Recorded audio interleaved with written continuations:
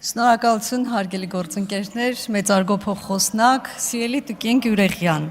Ես առաջարկում եմ դուք հորդորեք մեր քաղաքացիներին, որ մեզ ընտրեն, մենք վերընտրվենք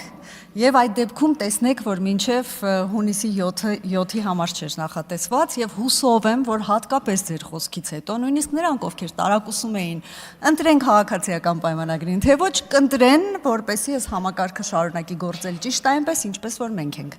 այն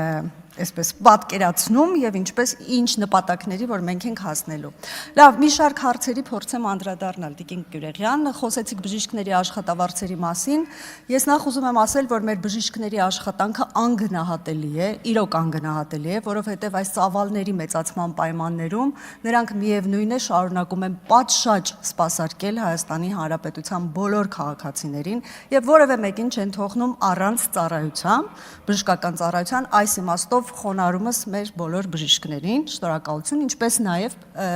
պետք է գնահատել ասոցիացիաների աշխատանքը, որոնք որ օգնում են լիազոր մարմնին նաև վերանայելու ծառայությունների գները, ինչպի խնդիր է սա, որը որ դուք բարձրացրեցիք, բայց ես ձեզ ասեմ, որ հստակ պիտի ասեմ, որ ասոցիացիաների եւ բժիշկների մասնագետների հետ համատեղ քննարկումների արդյունքում մի շարք ծառայությունների գներ, փոխհատուցումներ արդեն վերանայվել են եւ դա պարբերական բնույթ է կրում, այսինքն պարբերաբար դրանք նաեւ վերանայվելու են։ Ինչ վերաբերում է աշխատավարձերին, տեսեք, դուք պահանջում եք ֆիքսված աշխատավարձ, բայց մենք գործ ունենք ազատ շուկայական, ազատ տնտեսական հարաբերությունների հետ, այսինքն ֆիքսված աշխատավարձ լինել չի կարող։ Հիմա բացատրեմ ինչ է տեղի ունեցել։ Առողջապահության նախարարությունը սահմանել է նվազագույն շեմ, աշխատավարձի նվազագույն շեմ։ Բուժ հաստատությունը իր հայեցողությամբ այդ աշխատավարձը կարող է բարձրացնել, ելնելով իր մուտքերից ֆինանսական, իր ընդհանուր առմամբ ֆինանսական վիճակից եւ իր ցանկությունից, եւ սա արդեն մրցակցության տիրույթում է, բուժ հաստատությունների տիրույթում է, մրցակցության դաշտում է եւ հենց այս հնարավորությունն է տրված, որպեսզի բուժ հաստատությունները կարողանան իրար հետ մրցակցել եւ ուզում եմ երաշխավորել, որ պետական բուժ հաստատությունները բավականին այդ սահմանված նվազագույն շեմից բավականին բարձր աշխատավարձ են տալիս բժիշկներին։ Եվ նաև իհարկե ասոցիացիաների ներգրավման հարցում էլի ազգային ժողովի առողջապահության հարցերի մշտական հանձնաժողովի դերը էլի շատ մեծ է, որովհետև եթե հիշում եք ասոցիացիաների մասին օրենքը եւս հեղինակել ենք մենք եւ այն հրաշալի գործում է։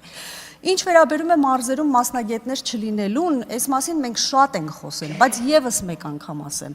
մոտավորապես 3 տասնամյակ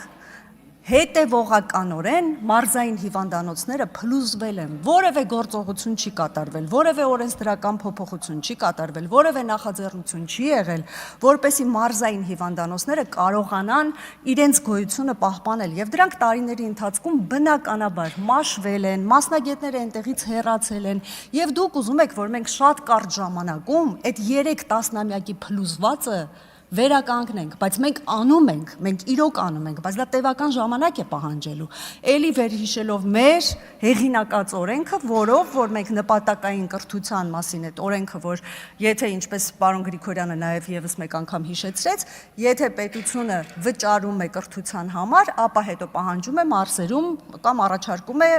ըստ նպատակի, ըստ կարիքի մարզերում շարունակել աշխատանքային գործունեությունը եւ այստեղ մենք պետք է նաեւ ներգրավենք մեր տեղական ինքնակառավարման մարմիններին, որպեսզի հավելյալ սոցիալական աջակցության խրախուսումով կարողանանք շատ լավ մասնագետներ տեղափոխել մարզեր։ Հավատացեք, մենք դա էլ ենք անում, դա էլ ենք մտածել եւ այս իմաստով էլ կարողանում ենք իհարկե մեծ հաջողություններ գրանցել։ Ինչ վերաբերում է առողջապահության համակարգին ընդհանուր առմամբ եւ առողջության ապահովագրությանը։ Նախ պարոն Աղազարյանի հարցին այս հարցը շատ է քննարկվել, բայց եւս մեկ անգամ անդրադառնանք դրան։ Այո, քննարկվել է նաեւ այն մոդելը, որ կարող են մասնավոր ապահովագրական ընկերությունները ներգրավված լինել, բայց այս պահին մենք արել ենք գրեթե անհնարինը, որովհետեւ եթե դա հնարավոր լիներ, առողջության ապահովագրությունը արդեն արված կլիներ տասնյակ տարիներ առաջ, որովհետեւ այդ ցանկությունը բոլոր իշխանությունները ունեցել են։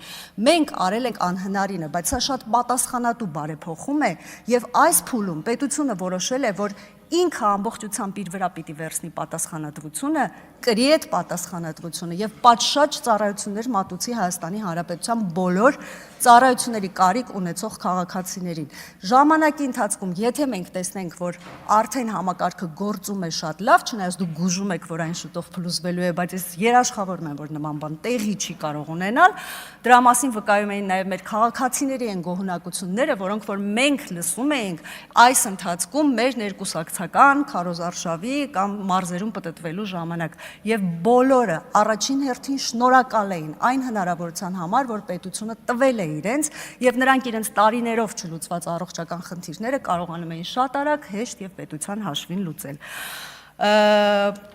Շատ ասելիք կա, բայց թերևս այսքանը։ Պարոն Օհանյան, ձեզ մաղթում եմ հաջողություններ եւ ես վստահ եմ, որ մի շարք չլուծված հարցեր մենք բոլորս միասին, ինչպես նաեւ ընդդիմության օգնությամբ, մեր քաղաքացիների ահազանգերի օգնությամբ միասին լուծելու ենք, ձեզ կանաչ ճանապարհ եմ մաղթում, ցավոք այդ ճանապարհը կարճ է, բայց վստահ եմ, որ ձեր գիտելիքներով դուք կարող եք այս կարճ ժամանակահատվածում էլ այդ բոլոր խնդիրները լուծել։ Ինչ վերաբերում է խնդիրներ բարձրացնող բժիշկներին եւ նրանց նկատմամբ ոչ ցանկալի վերաբերմունքին, այդպիսի բան լինել չի կարող։ Ազգային ժողովը, չեմ ասում միայն առողջապահության հանձնաժողովը, ամբողջ ազգային ժողովը հատկապես կանգնած է բոլոր բժիշկների